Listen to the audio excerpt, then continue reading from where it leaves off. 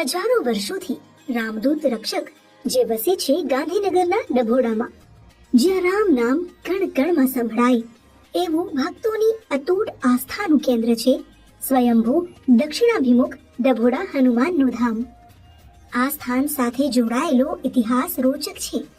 કહેવાય છે કે જ્યારે અલાઉદ્દીન ખિલજીએ પાટણ પર હુમલો કર્યો ત્યારે રાજાએ અહીં શરણ લીધી.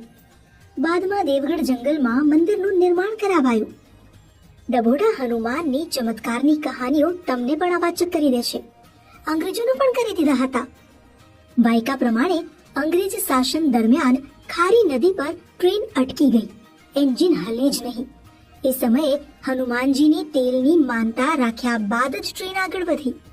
આજે પણ ભારતીય રેલવે વિભાગ દર વર્ષે હનુમાનજીને તેલ અર્પણ કરે છે. અહીં કહેવાય છે કે ડભોડિયા હનુમાન મંદિરના મહંત રહેલા સ્વર્ગસ્થ શ્રી જુગલદાસ મહારાજજીએ જે તે સમયે ખેડૂતોને રક્ષાવચન આપ્યું હતું.